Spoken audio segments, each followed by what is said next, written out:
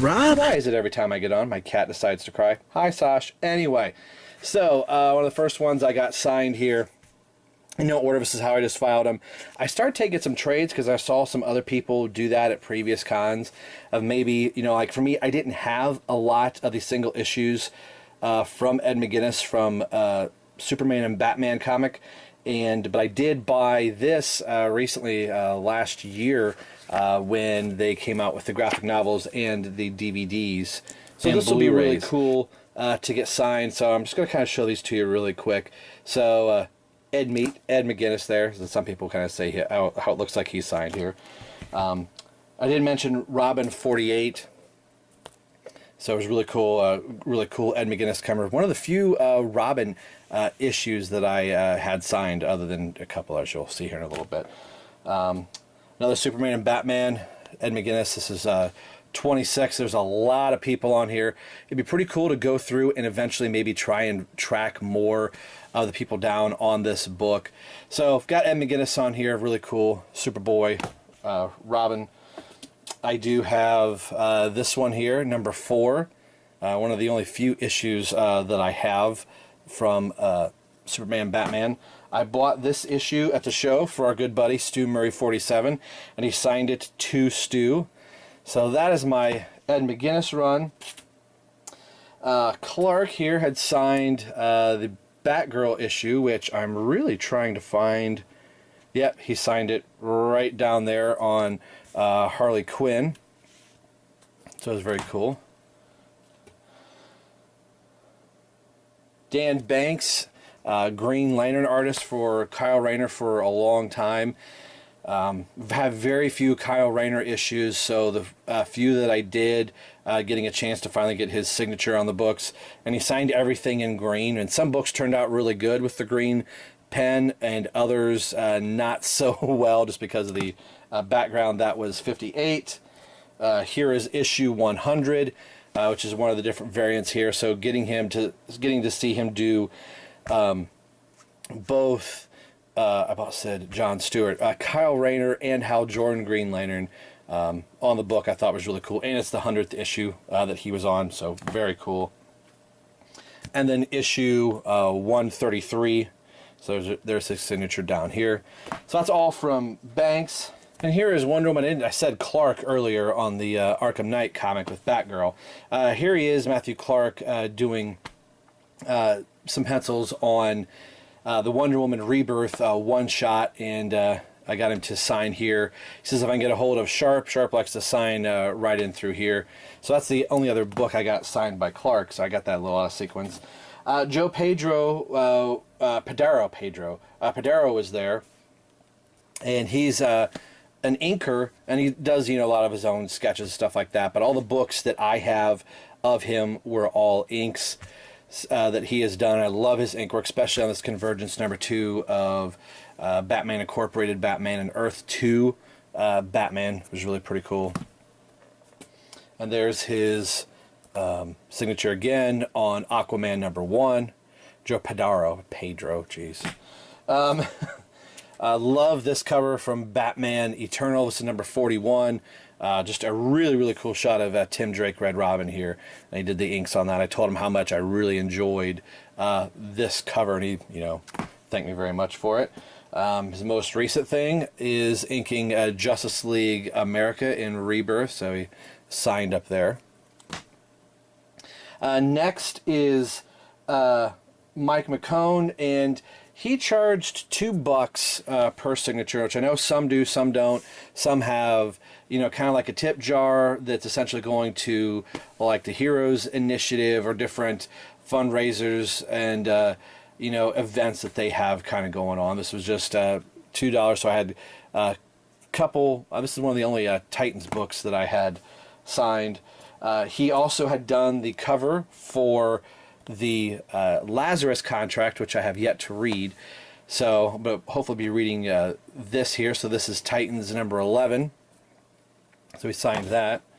And then he also signed Teen Titans number 8, and he's like, oh, there's supposed to be 4 of them together. And I said, well, these are the only 2 that are out. He's like, oh, okay. So clearly didn't know the release schedule of the books of his that were coming out. The only thing he did were the covers on these, and I thought the covers turned out really, really well. And then I did have him sign another trade of the Titans book, Teen Titans, so he signed it to me here. So I like getting the trade signed. I sometimes read those a little bit more. Nicola Scott had to get some stuff signed by her. She was so cool, and I had my wife in tow with me at this convention. So the two of them talked a little bit just about being women in a man's field. So that was kind of a neat conversation, and she was really stoked for the Wonder Woman book. And she said this was her dream job, is to be able to draw Wonder Woman officially in such a big book. And this is a really great series. So here she is again on Wonder Woman 14. The other one was Wonder Woman 4. And here's Convergence number 1 of the new Teen Titans. I saw a sketch duel with her, and she drew Nightwing from the backside to see to draw his rear end, which is really kind of funny and cute in that sketch duel. So there's that one. And something I didn't know, here is Earth 2 number 1 in the new 52. And I had told her, I said, oh, I really liked your character work in Earth 2, and I really liked your version of the Earth 2 Batsuit. I said, I know Jim Lee designed the Earth 2 Batsuit, but I really liked your take on it much better. And she said, actually, I created it, and Jim Lee took her designs and released that very sketchy, scribbled design, and that was the one that went out into the public. So I had no idea, and I apologized profusely to her. She's like, no. She's like, everybody was under the assumption that Jim Lee designed that, because that's just the way that they released that artwork. So now I know that she designed all of the character work for the Earth 2 characters that appear in this book, including Robin, Supergirl, Batman, Superman, and this version of Wonder Woman. So I thought that was really, really cool. Then I got her to sign some Teen Titans books. So here's Teen Titans 89. Some little Damian action here. My books are starting to fall. Teen Titans 90. Teen Titans 100. Really cool episode. A really cool issue. She did a lot of the big, huge battle scenes, the big, like, overshot scenes. She said that those were a lot of fun to draw, and there was a lot of Easter eggs throughout in there, so that made me kind of flip back through that. So that's the end of Nicola Scott's books that I got signed. Like I said, a lot of these I got done over the course of 3 days, so I took like 2 one day, 2 the next day. Lee Weeks was there. If you're listening to Robin, Everyone Loves the Drake, we are getting ready to finish up Nightfall and move into Prodigal. So I told him this was a really fun time being a Batman fan.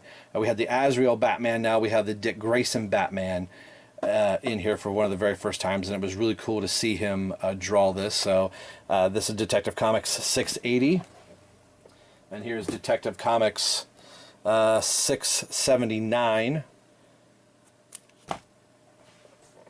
He also did the Titans Rebirth book number 7. Really fun issue.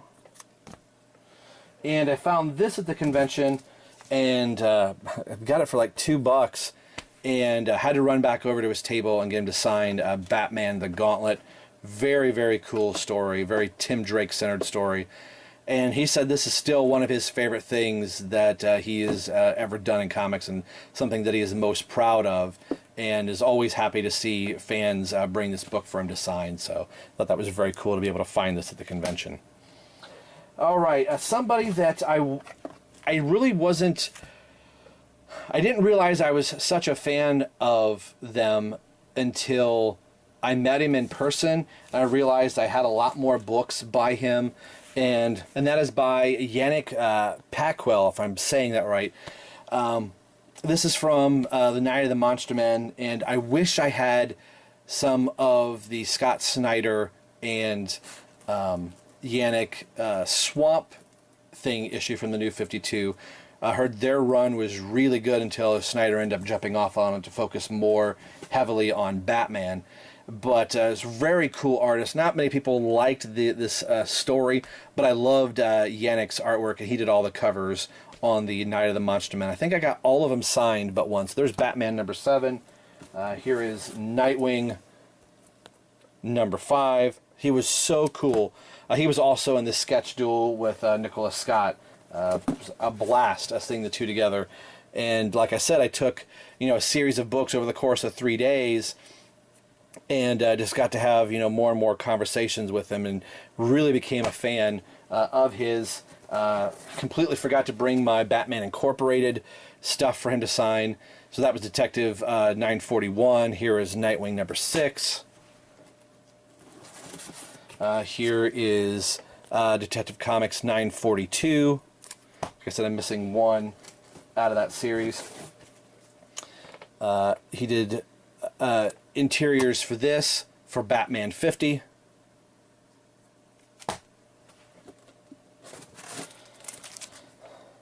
He did all the interiors for Batman 49. So a really cool moment. I just love the look of this book. So very cool. Maybe time to just about rearrange the camera here. And he also did cover and some other artwork inside for Nightwing Rebirth number 1 here. Probably more on the inking stand. I'm going to have to pause the camera here real quick because I'm losing control of the box. Again, if you're still watching, thank you very much. We'll be right back. All right, we're at the halfway point. I hope you're still enjoying, still watching. People saying, hey, Rob, you haven't put up a lot of content in a while. Well, you're getting a whole lot today. Somebody that I really wanted to meet was Kenneth Rocafort. I was really wanting to get a sketch cover done. This is to show you the size here of this thing. Here is the hardcover, this whole hardcover and shrunken down version of the first arc in the Teen Titans YOU run that he had done here. This came with Teen Titans versus Justice League from Best Buy exclusive, and he kind of chuckled at the size of it. So I had him sign right here, Kenneth Rocafort. Rocafort was charging $250 for a blank sketch cover. I probably should have got a regular sketch done because I really wanted something done by him, but I was kind of, watching money at that point. So that was really cool.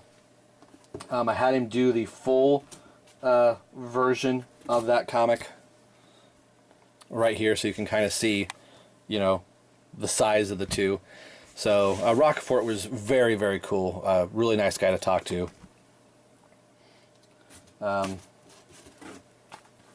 There is Teen Titans Annual number 3. He had signed. His signatures were really he wrote them in odd places only because he didn't want to take away from the art, he said. So there's Teen Titans 3. There is Red Hood and the Outlaws number 3, and I told him how much I loved his work in Red Hood and the Outlaws. I didn't say that I didn't care for Scott Lobdell's writing, but I said I loved the costume work for Red Hood. I said, Robin, the Jason Todd Robin costume in New 52, I said, was that yours or was that something you were working off of? He said all the designs in Red Hood were all completely his, and he also did the redesigns for Bunker and Raven as well in the New 52. So I thought that was pretty cool. And then Red Hood and the Outlaws number 1. So those are all the books that I got from,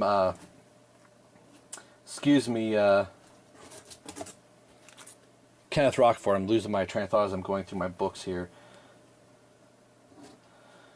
So let me do this in order here. I apologize for some of the dead air here.